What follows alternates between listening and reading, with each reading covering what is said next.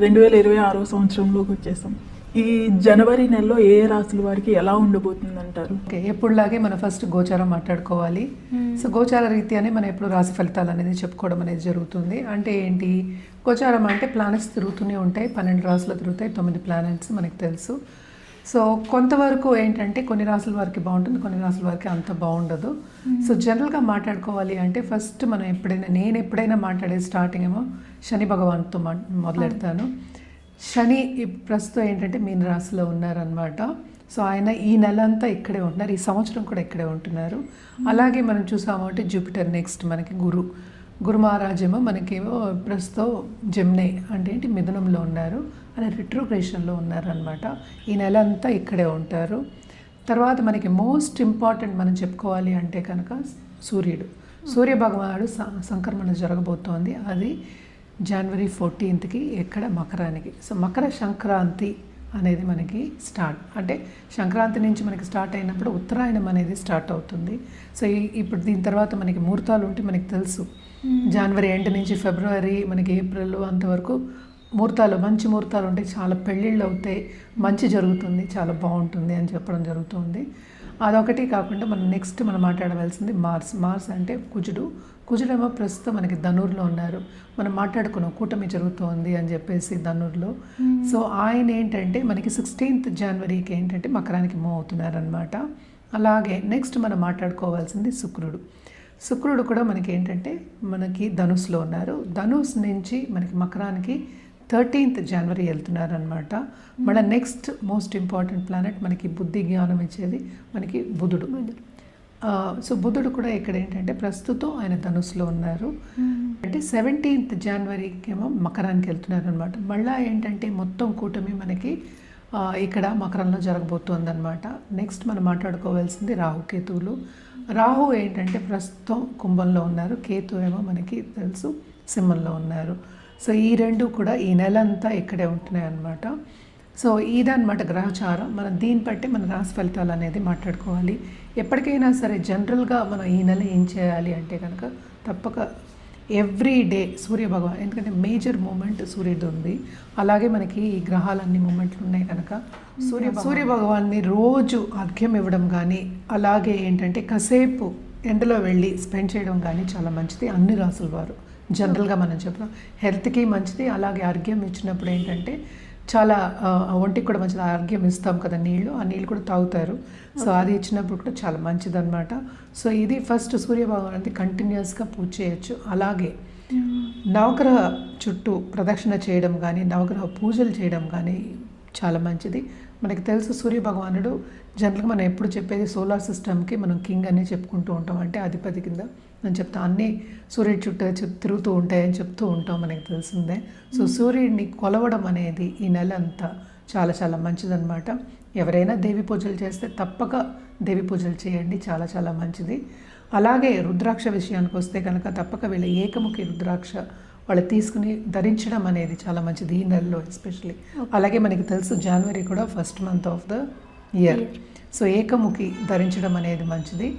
అలాగే ఏంటంటే ఎవరైనా నేను ఇందాక చెప్పినట్టు దేవి పూజలు చేస్తున్న వాళ్ళైతే తప్పక ఏ దేవి పూజలు చేస్తున్నా కూడా ఆపద్దు, కంటిన్యూ చేయండి.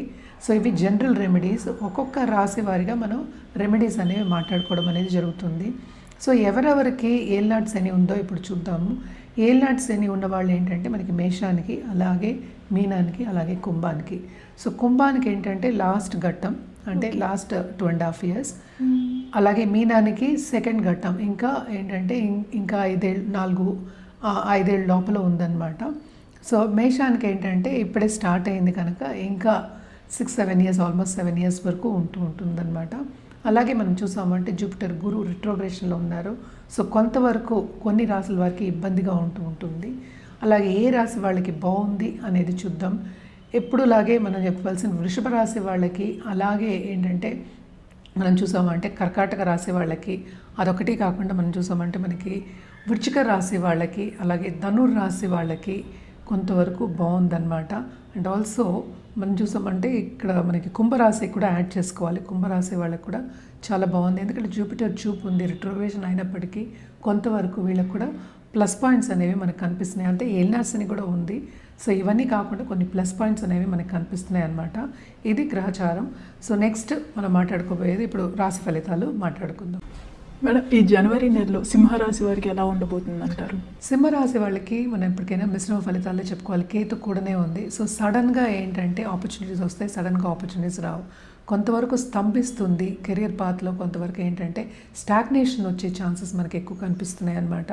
అదొకటి కాకుండా అష్టమ శని ఉంది, 11th జూపిటర్ సంచారం చాలా మంచిది. అండ్ ఆల్సో మనం చూసాము అంటే ఈ రాశి నుంచి మనకి 6వ ఇంట్లోకి మనకి సన్ వెళ్తున్నాడు. సో తప్పక ఇంట్లో కొంతవరకు అంటే అనుకూల పరిస్థితి అనేది మనకి ఎక్కువ కనిపించట్లే. అలాగే లోన్స్ తీసుకునే పరిస్థితి మనకి కొంచెం కనిపిస్తుంది అనమాట. ఏదైనప్పటికీ స్పిరిచువాలిటీ అనేది డెవలప్ అవుతుంది, ఫిలాసఫికల్ నేచర్ అనేది ఉంటుంది. అలాగే గుప్త సబ్జెక్ట్లో వీళ్ళకి ఇంట్రెస్ట్ చూపించి చదువు మీద ధ్యాస పెట్టి ముందుకెళ్ళడం అనేది మనకు కనిపిస్తోంది. Second half of this month నేను ఇందాక చెప్పినట్టు 6th హౌస్కి, ఈ రాశికి అధిపతి మనకి 6th హౌస్కి వెళ్తున్నారు. సో తప్పక కొన్ని ఇబ్బందులు పడే ఛాన్సెస్, ఎస్పెషలీ హెల్త్ రీత్యా ఇన్ఫెక్షన్స్ వచ్చే ఛాన్సెస్ మనకి కనిపిస్తున్నాయి. ఎస్పెషలీ అప్పర్ రెస్పిరేటరీ సిస్టమ్, అలాగే సమ్ ఐ ప్రాబ్లం కానీ ఇయర్ ప్రాబ్లం కానీ ఇలాంటివి వచ్చే ఛాన్సెస్ మనకి ఎక్కువ కనిపిస్తున్నాయి అన్నమాట. అలాగే నిరుద్యోగులకి ఉద్యోగ అవకాశం వస్తుంది, కానీ వాళ్ళు అనుకున్న రీత్యా వచ్చే ఛాన్సెస్ అనేవి కొంచెం తక్కువ ఈ నెలలో.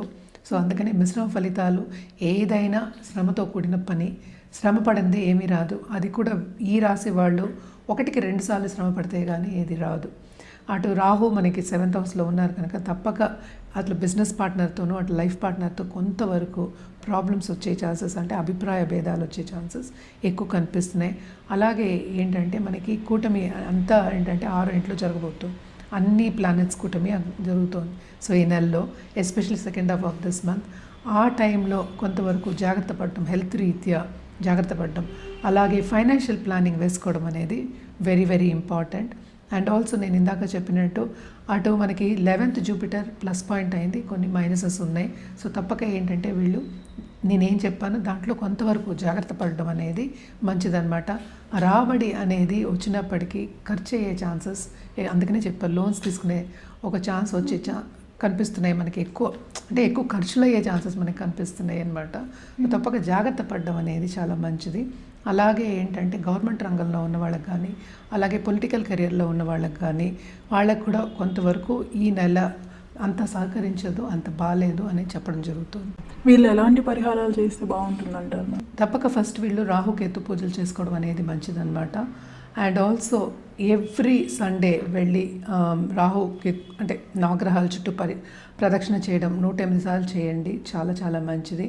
అదొకటి కాకుండా మనం చూసాము అంటే 8th శని ఉన్నారు, 11th జూపిటర్ ఉన్నారు, అలాగే ఈ రాశికి అధిపతి 6th ఉన్నారు. సో అన్నీ కొంతవరకు మైనసెస్ చూపిస్తున్నాయి కనుక ఇక్కడ ప్రాపర్టీ ఇష్యూస్ వచ్చే ఛాన్సెస్ కూడా మనకి ఎక్కువ కనిపిస్తున్నాయి అన్నమాట. విభేదాలు వచ్చే ఛాన్సెస్, ఆర్గ్యుమెంట్స్ వచ్చే ఛాన్సెస్, పక్క వాళ్ళతో పడపోవడాలు, అలాగే ఏంటంటే కెరియర్ పాత్లో ఉన్నవాళ్ళు పై వాళ్ళతో అంత సన్నిహితంగా ఉండకపోవడం, ఇవన్నీ కనిపిస్తున్నాయి. ఎక్కువ ఏంటంటే ఈగో క్లాషెస్ వచ్చే ఛాన్సెస్ మనకి ఎక్కువ కనిపిస్తున్నాయి కనుక తప్పక ఏంటంటే నవగ్రహాలు కాకుండాను మనం దేవి పూజలు చేయడం అనేది మంచిది. ఏదైనప్పటికీ పేషెంట్గా ఉండడం అనేది మనం వీళ్ళకి చెప్తున్న ఒక సూచన అన్నమాట. తప్పక పేషెంట్గా ఉంటే చాలా మంచిది.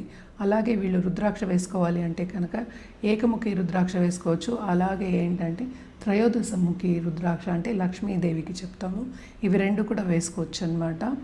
అండ్ ఏంటంటే ఏదైనప్పటికీ జాతక రీత్యానే మనం చెప్పడం జరుగుతుంది. సో జాతకం పరిశీలించుకోవడం అనేది ఫస్ట్ స్టెప్.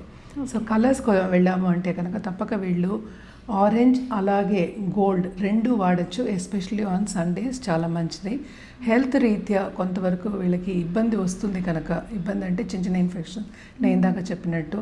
సో తప్పక హెల్త్ మీద కాన్సన్ట్రేట్ చేయడం ఈ మంత్ అంతా చాలా మంచిది వీళ్ళకి.